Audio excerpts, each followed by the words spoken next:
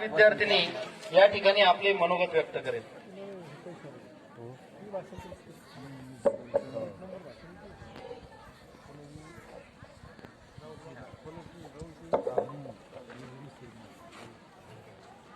जगाला शांततेचा संदेश देणारे महाकारुणी तथागत भगवान गौतम बुद्ध, स्वराज्याचे जनक छत्रपती बहुजन प्रतिपालक शिवाजी महाराज, आरक्षणाचे जनक राजर्षी शाहू महाराज, स्त्री शिक्षणाची प्रमुख जननी माता सावित्रीबाई फुले, महात्मा ज्योतिबा फुले, राष्ट्रसंत भगवान बाबा, राजमाता अहिल्याबाई होळकर, माता जिजाऊ, माता भीमाई, माता रमाई, लोकशाही अण्णाभाऊ साठे, भारताचे थोर शास्त्रज्ञ missile man doctor APJ Abdul Kalam, भारतीय घटनेचे प्रमुख शिल्पकार बोधिसत्व परमपूजनीय क्रांतीसूर्य विश्वरत्न भारतरत्न डॉक्टर बाबासाहेब तथा भीमराव रामजी आंबेडकर, लोकनेते गोपीनाथरावजी मुंडे साहेब या दोन महापुरुषांच्या पायाची धूळ नतमस्तकी लावून त्यांना कोटी कोटी अभिवादन करते आणि शहीद झालेल्या जवानांना माझे विनम्र अभिवादन. आजही आपल्या देशातील जे जवान आपल्या रक्षणासाठी डोळ्यात तेल घालून लढतात त्यांचे आयुष्य सुख समृद्धीचे जावो अशी पुत्रशैली प्रार्थना करते.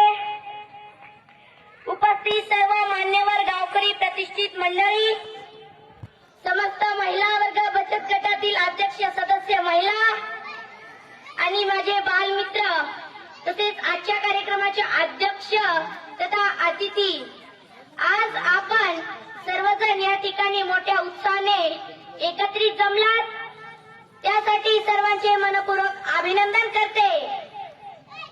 परंतु 26 जानेवारीचे खरे महत्व कोणत्याच कार्यालयामध्ये, शाळेमध्ये, विद्यालयामध्ये, महाविद्यालयामध्ये सांगितले किंवा शिकवले जात नाही.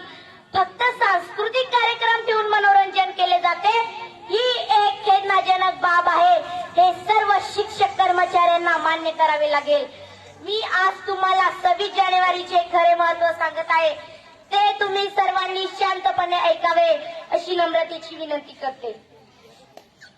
15 ऑगस्ट 1947 रोजी आपली मायभूमी ब्रिटिशांच्या राजवटीतून मुक्त झाली. आपल्या भारत देशाला स्वातंत्र्य मिळाले, पण ते टिकून राहण्यासाठी संविधान सभेची घोषणा केली आणि 28 ऑगस्ट 1947 रोजी डॉक्टर बाबासाहेब आंबेडकरांच्या अध्यक्षतेखाली घटना समिती स्थापन झाली. त्या समितीमध्ये एकूण 7 सदस्य होते. त्यापैकी एकाने लगेच राजीनामा दिला, त्याची जागा भरण्यात आली नाही. एक सभासद मृत्यू पावला, त्याची जागा रिकामीच राहिली. एक अमेरिकेत गेला, त्याची जागा तशीच राहिली.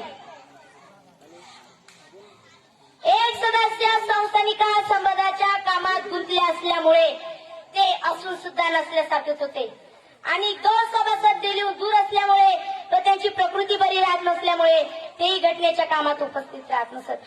अशा रीतीने शेवटी असे झाले की संपूर्ण भार एकट्या डॉक्टर बाबासाहेब आंबेडकरांवरच पडला आणि ते कार्य त्यांनी आपल्या सखोल परिश्रमाने, कष्ट प्रेरणेने, शारीरिक अवस्थेची जराही चिंता न करता पावाचा अर्धा तुकडा पाण्यात बुडून खाऊन, अर्धवट उपाशी राहून 2 वर्ष 11 महिने 18 दिवसात भारतीय संविधानाची निर्मिती केली आणि त्यामुळेच त्यांचे आयुष्य कमी होऊन 6 डिसेंबर 1956 ला महापरिनिर्वाण झाले.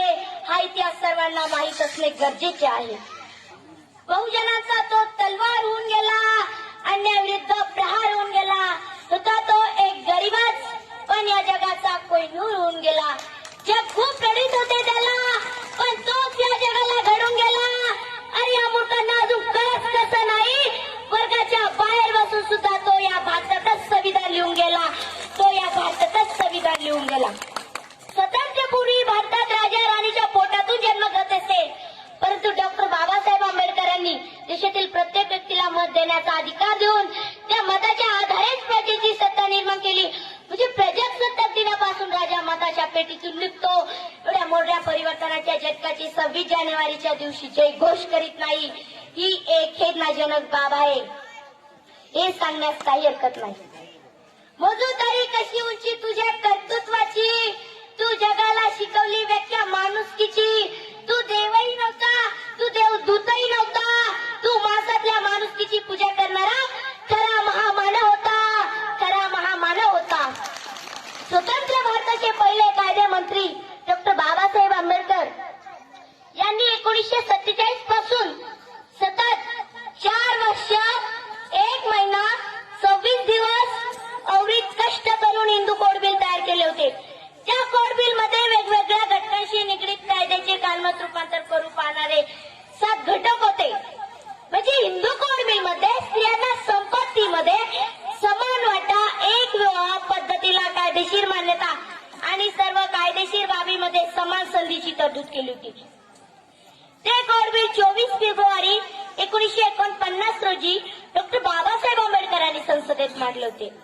परंतु डॉक्टर राजेंद्र प्रसाद, शंकराचार्य, ब्रह्मानंद सरस्वती, स्वामी कारपत्री, डॉक्टर पट्टभी सीतारामय्या या 5 नेत्यांनी हिंदू कोड बिल नाकारले.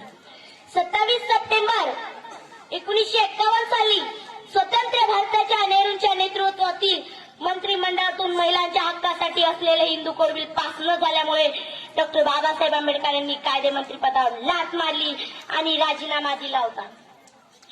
ती जा रही थी मानवता भरे बाजार में, तब कहता राम, फेल गया था जैर विषमता का संसार में, तब कहता श्याम, अरे कोई नहीं था भगवान, ये तो पुतले थे मिट्टी के, सर ऊंचा कर गया हमारा, वो था हमारा भीम महान, वो था हमारा भीम महान. बाबासाहेबांचे हिंदू कोड बिल तर तेव्हाच मान्य झाले असते तर हिंदू समाजातील सर्व भेद, अन्याय आणि विषमता नष्ट होऊन हिंदू समाज अत्यंत तेजस्वी आणि बलशाली झाला असता. पण दुर्दैव या भारताचे जर हे विधेयक पास केले असते तर आज भारत जगात महासत्ता म्हणून राहिला असता. बाबासाहेबांनी भारतातील प्रत्येक महिलावर जे उपकार कर्ज केले आहे त्याचे व्याज मरेपर्यंत न फिटणारे आहे. बहुजन प्रतिपालक छत्रपती शिवाजी महाराज यांनी स्वराज्याच्या रक्षणासाठी हाती तलवार घेतली, ही काळाची गरज होती. आणि भारत देशातील विषमता दूर करण्यासाठी डॉक्टर बाबासाहेब आंबेडकरांनी हाती लेखणी घेतली, ही देखील काळाचीच गरज होती. म्हणून हे दोघे आम्हा वंदनीय आहे.